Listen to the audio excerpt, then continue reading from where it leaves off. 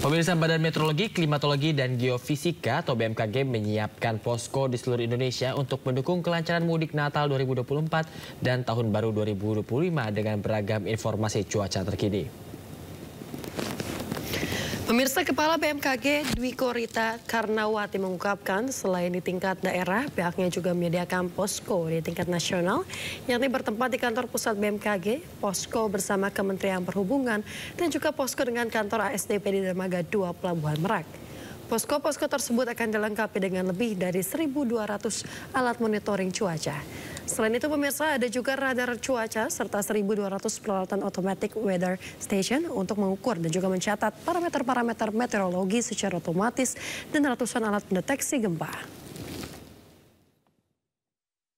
Posko kami ada 38 di setiap stasiun BMKG di 38 provinsi serta di tingkat daerah.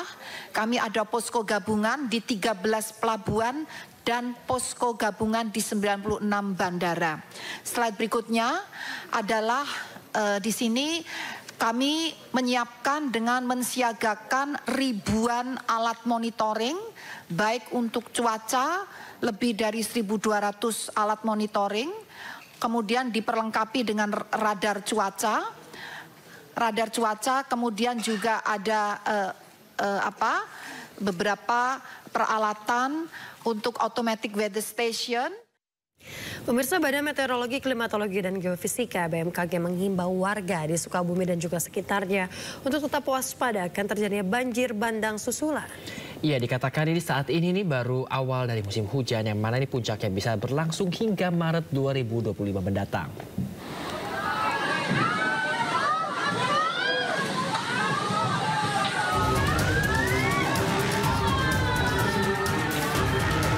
Banjir bandang melanda wilayah Kabupaten Sukabumi, Jawa Barat usai dilanda hujan deras selama 24 jam.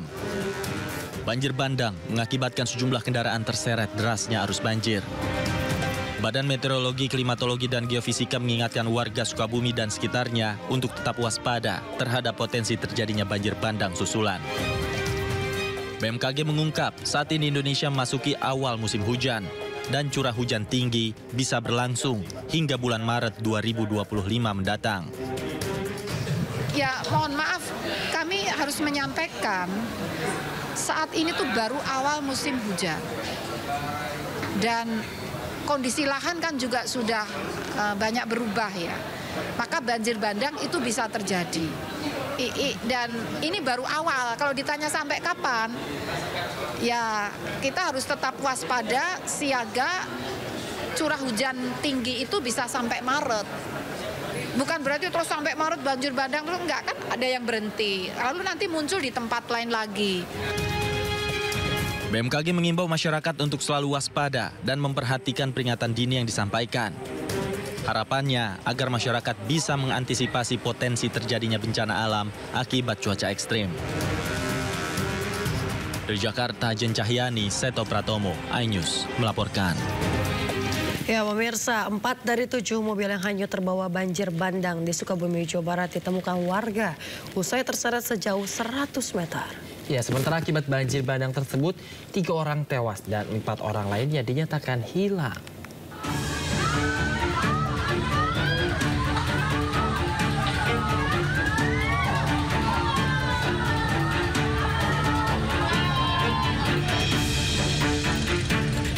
Empat mobil yang terseret arus banjir bandang di Kampung Parungseah, Desa Curug Luhur, Kabupaten Sukabumi, Jawa Barat ditemukan sejauh 100 meter dari lokasi pertama kali mobil terbawa arus. Saat ditemukan, keempat mobil rusak dan terdapat banyak lumpur di bagian dalamnya. Salah seorang pemilik mobil mengatakan sebelum kejadian kedua mobilnya yakni minibus dan pickup sedang terparkir di garasi rumahnya. Saat air sungai mulai deras, ia memindahkan kedua mobilnya ke tempat yang lebih tinggi. Namun bukannya aman, kedua mobilnya malah terbawa arus banjir bandang. Jadi ketika saya menyelamatkan mobil, evakuasi ke daerah yang lebih tinggi, air sudah duluan naik ke rumah. Nah, kemudian saya mendahulukan mobil, dievakuasi ke tempat tertinggi. Ternyata di sana juga air udah mulai naik ke jalan. Nah, saking derasnya airnya mobilnya bawa hanyut keduanya. Akibat kejadian ini, ia pun merugi hingga 200 juta rupiah karena mesin mobil dan interiornya rusak akibat terendam banjir. Sementara itu, korban banjir bandang di Kampung Parung Seah, Desa Curug Luhur, Sagaranten, Kabupaten Sukabumi masih belum bisa pulang ke rumah masing-masing. Sejumlah warga yang rumahnya rusak masih mengungsi di rumah sanak saudaranya. Kampung Parung Seah, Desa Curug Luhur menjadi salah satu lokasi terdampak banjir yang mengalami kerusakan cukup parah. Setidaknya ada 40 rumah rusak akibat banjir bandang, mulai dari dinding yang jebol serta sebagian atap rumahnya ambruk.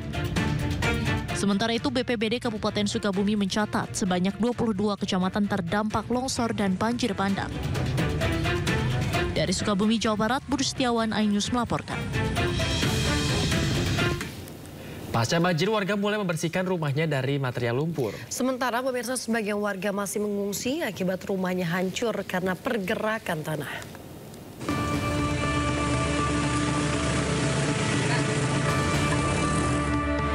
Warga kampung Parung Seah, Sagaranten, Kabupaten Sukabumi mulai membersihkan rumah mereka yang sempat terendam banjir setinggi 3 meter. Warga membersihkan lumpur sisa banjir yang masuk ke dalam rumah.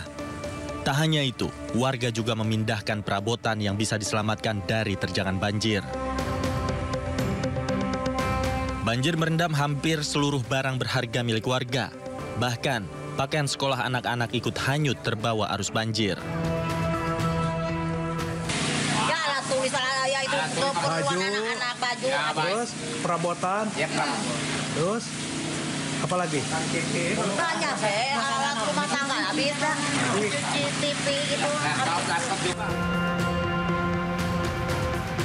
Tidak hanya akibat banjir, puluhan warga desa Sukamaju, Kabupaten Sukabumi juga mengungsi akibat pergerakan tanah yang membuat rumah mereka hancur. Mereka mengungsi ke posko pengungsian yang disiapkan oleh Pemprov Jawa Barat di kantor kecamatan. Warga terpaksa meninggalkan rumah mereka sambil menantikan bantuan dari pemerintah. Dari Kabupaten Sukabumi, Jawa Barat, Tim Liputan iNews melaporkan.